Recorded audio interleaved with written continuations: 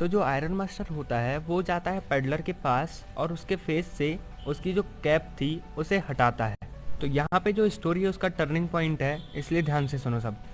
तो होता ये है ना कि जो आयरन मास्टर होता है उसे जैसे ही कैप हटाता है पेडलर के मुंह से, उसे ये लगता है कि ये मेरा कोई पुराना दोस्त है, क्योंकि अंधेरा हो रखा था और धुआं भी था वहाँ पे, इसलिए आयरन मास्टर समझ नहीं पाता है। तो आयरन मास्टर पेडलर के चेहरे से कैप को हटाकर बोलता है कि captain Nils Olaf, it's you. तो इस समय पे आयरन मास्टर पेडलर को एक किसी आर्मी का कैप्टन समझ रहा होता है। तो जो पेडलर था ये सुनकर वो भी बड़ी ही चालाकी से बिहेव करता है, वो अपनी आइडेंटिटी छुपा लेता है। अब जो पेडलर था वो क्यों नहीं बताता है सच कि मैं एक रेड ट्रैप सेलर हूँ, वो इसलिए क्योंकि भाई साहब देखो, आयरन मिल का जो ओनर है, मालिक है, इतना बड़ा मालिक उसके पास आके उससे खुद ब खुद बातें कर रहा है, तो वो ये लालच में आके फिर से सोचता है कि भाई साहब ये तो मुझे कुछ ना कुछ दे ही देगा, मुझ पर तरस खा के मुझे अपना दोस्त समझ रहा है। तो रेड ट्रैप सेलर आइडेंटिटी इसलिए नहीं बताता कि वो सोचता है कि मुझे कुछ पैसे मिल जाएंगे इससे। रेड ट्रैप सेलर सोचता है कि इसे समझने दो कि मैं कैप्टन हूँ। तो अब जो आयरन मास्टर है वो काफ़ी ज़्यादा परेशान हो जाता है उसको देखकर, उसकी हालत को देखकर, और वो कहता है कि यदि मैं रेजिमेंट में से रिज़ाइन नहीं देता तो तुम्हारी आज ये हालत ना होती। तो अब हमें पता चल जा रहा है कि ये जो आयरन मास्टर था वो पहले किसी रेजिमेंट में सोल्जर की पोस्ट पे रहा होगा और वो रेड ट्रैप सेलर को एक कैप्टन समझ रहा है। तो अब आयरन मास्टर को उस पर तरस आता है और वो कहता है कि चलो मेरे घर, अब क्रिसमस आ रहा है तो तुम मेरे घर चलो। अब भाई साहब हो गई है बहुत बड़ी वाली दिक्कत पेडलर के लिए, क्योंकि वो समझ रहा था कि ये मुझे कुछ पैसे बस दे देगा और ठीक है हो जाएगा मेरा काम, लेकिन अब तो वो उसे सीधे घर चलने के लिए कह रहा है। तो अब पेडलर को इस बुक में यहाँ से ट्रैम्प बोला गया है, ठीक है।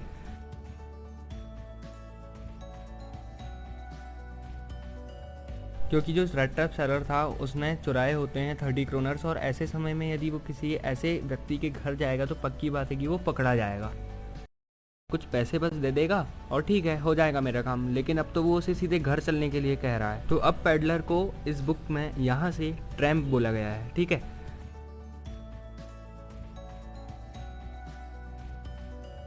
क्योंकि जो रेड ट्रैप सेलर था उसने चुराए होते हैं 30 क्रोनर्स, और ऐसे समय में यदि वो किसी ऐसे व्यक्ति के घर जाएगा तो पक्की बात है कि वो पकड़ा जाएगा। तो आयरन मास्टर कहता है कि तुम मेरे घर चलो, मेरा घर इतना भी कुछ बड़ा नहीं है, उसकी वाइफ की भी डेथ हो चुकी है और घर में सिर्फ उसकी बड़ी बेटी और वो रहते हैं, क्योंकि इसकी एक और बेटी अब्रॉड गई है। फिर वो कहता है कि क्रिसमस में हम लोग अकेले ही हैं, तुम हमारे साथ चलोगे तो बहुत खुशी होगी हमें। लेकिन फिर भी जो ट्रैम्प है वो रिफ्यूज़ कर देता है, वो मना कर देता है कि भाई साहब मैं रिस्क नहीं लेने वाला। तो फिर आखिरकार थक हार के जो आयरन मास्टर है वो वापस चला जाता है। तो जब आयरन मास्टर जा रहा होता है तब जो उनका मास्टर ब्लैकस्मिथ होता है जिसका नाम दिया गया है जॉन स्टॉर्म, वो कहता है कि आज तो कैप्टन तुम्हारे साथ ही रुकने वाले हैं।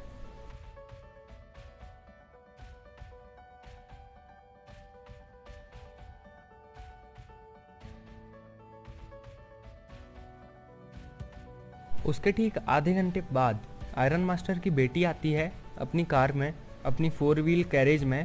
वो दिखने में प्रेटी नहीं थी लेकिन काइंड लग रही थी देखने में। वो अपने वैले के साथ आती है जो कि अपने हाथ पे एक फर कोट लेकर रखा होता है। वो एंटर होती है पोर्च में और देखती है कि जो पेडलर था वो सोया हुआ होता है।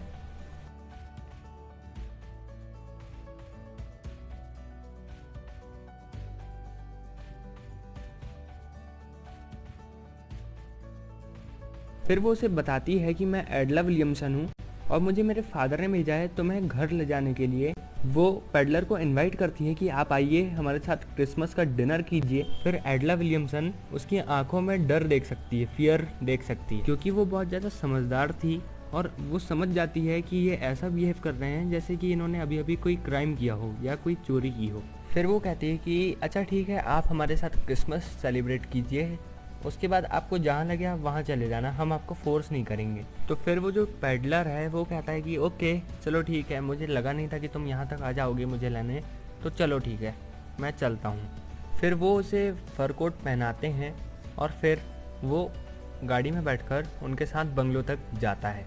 तो फिर जब वो लोग जा रहे होते हैं बंगलो की ओर तो वो सोचता है कि अरे यार मैंने क्यों 30 क्रोनर्स चुराए, ये सब बातें वो जाते जाते अपने मन में सोचता रहता है। तो वो लोग बंगलो पहुंच जाते हैं और रात में तो कुछ भी नहीं होता है। अब नेक्स्ट डे का सुबह का सीन यहाँ पे हमारी बुक में बताया गया है। तो जो आयरन मास्टर है वो उसकी डॉटर के साथ बैठकर डिस्कशन करता रहता है उसके फ्रेंड के फ्यूचर प्लान के बारे में। वो कहता है कि मैं अपने दोस्त को इतनी बुरी हालत में नहीं देख सकता, मैं इसके लिए कोई क्वालिटी वाला बिजनेस स्टैंड करूँगा या फिर मैं इसे एक क्वालिटी लाइफ प्रोवाइड करूँगा। तो उसकी जो बेटी है वो कहती है कि मुझे तो कहीं से भी ये कोई एजुकेटेड पर्सन नहीं लग रहे हैं और उसे कहीं से भी नहीं लग रहा था कि वो कभी कैप्टन रहा होगा।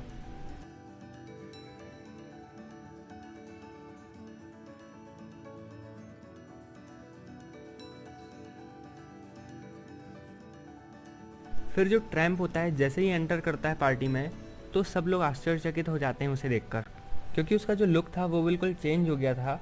उसकी जो बड़ी बड़ी वियर्स थी वो गायब हो गई थी, मतलब कि उसने शेव करके आया था और बढ़िया सा आयरन मास्टर का सूट जो था उसे भी पहनकर आया था। जो ट्रैम्प था वो काफ़ी ज़्यादा अच्छा दिख रहा था, लेकिन जो आयरन मास्टर थे वो उसे देखकर बिल्कुल भी प्लीज नहीं होते, क्योंकि रात के अंधेरे में जब उन्होंने उसे देखा था तब वो समझ रहे थे कि वो उनका दोस्त है, पुराना दोस्त कैप्टन, लेकिन अब उन्हें पूरी तरह से समझ में आ चुका है कि ये कोई और है। तो फिर जो आयरन मास्टर होते हैं वो बहुत ज़्यादा थंडरस वॉइस में कहते हैं, चिल्लाते हैं कि व्हाट इज़ दिस।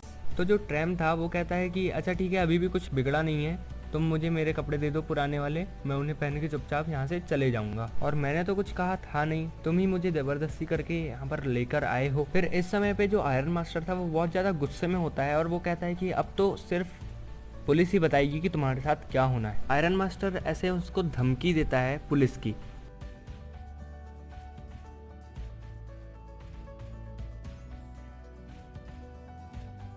ये जो पूरा वर्ल्ड है ना, ये पूरा एक रेड ट्रैप है और हर कोई एक बेट डालता है हम जैसे पुअर्स को फंसाने के लिए। वो कहता है कि तुमने मेरे आगे ये सब बेट रखी, क्रिसमस डिनर एंड मोर, और मैं तुम्हारे इस ट्रैप में फंस गया हूँ।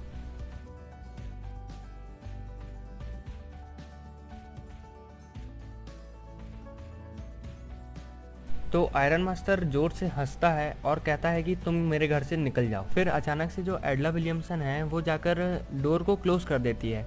ठीक है, वो कहती है कि आज सुबह से मेरा ऐसा मन था कि मैं किसी होमलेस की हेल्प कर रही हूँ, और वो कहती है कि ये जो कोई भी है, यदि ये कैप्टन है या फिर जो भी है, आज हम इसके साथ क्रिसमस मना कर रहेंगे, क्योंकि हमने इससे प्रॉमिस किया था क्रिसमस की पार्टी के लिए और डिनर के लिए।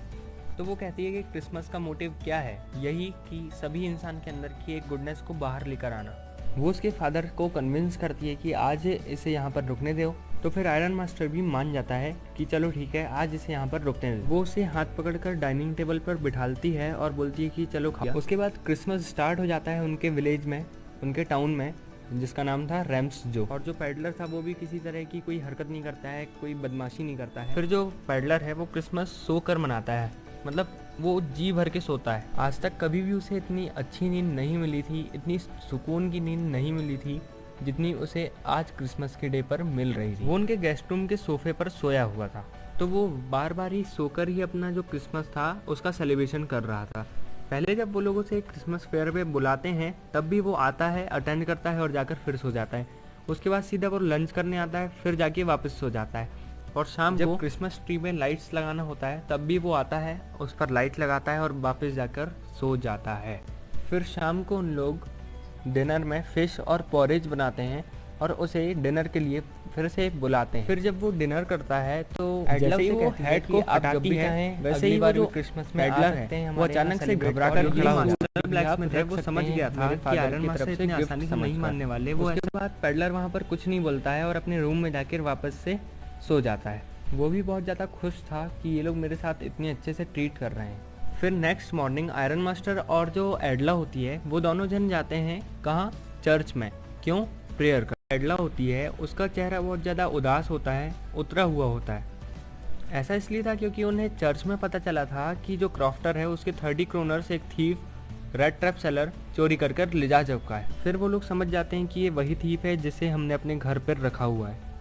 फिर आयरन मास्टर एडला को टॉन्ट मारते हुए कहते हैं कि पता नहीं अब घर में कितनी सिल्वर स्पून्स बची होंगी, फिर जाने कितने फादर होते हैं आयरन मास्टर चोरी कर ले जा चुका होगा। कि जो जैसे ही वो लोग घर होता है वो कहता है कि यदि मैं आज जेल गया वेले से तुम भी इसी तरह से कभी ना कभी फंसोगे और तुम्हारे क्या वह कुछ चीज चुरा कर भागा है।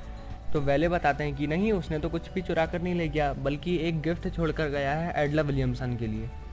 तो जैसे ही एडला उस गिफ्ट को खोलती है वो उतने अच्छे से पैक्ड हुआ नहीं होता है और उस पर वो उसके चुराए हुए 30 क्रोनर्स को रोल करके रेड ट्रैप के अंदर फंसाकर चला गया था।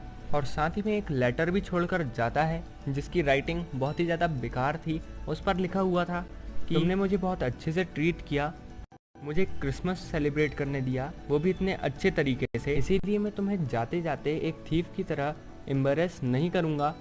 तुमने मुझे कैप्टन की तरह ट्रीट किया, इसलिए मैं तुम्हें कैप्टन की तरह ही जवाब दे रहा हूँ।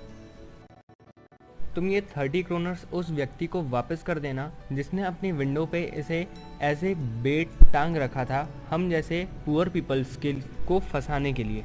वो उसे थैंक्स कहता है कि तुमने मुझे इस रेड ट्रैप में फंसने से बचा दिया, थैंक यू सो मच, और अब मेरे अंदर की सारी नेगेटिविटी दूर हो चुकी है। एंड में वो लिखता है कैप्टन वॉन्सटेल। इस चैप्टर में हमारे पेडलर का रियल नेम यहाँ पर नहीं बताया गया है। तो आखिरकार जो राइटर हैं उनकी जो थीम है उस पर ही ये चैप्टर भी बेस्ड है, उसी के इर्द गिर्द ये भी घूम रहा है। ठीक है, जो मैंने आपको स्टार्टिंग में ही बताया था। आखिरकार एडला ने एक सड़क छाप इंसान की भी एक अच्छाई को बाहर उभार कर ला दिया और उसकी नेगेटिविटी को ख़त्म कर दिया।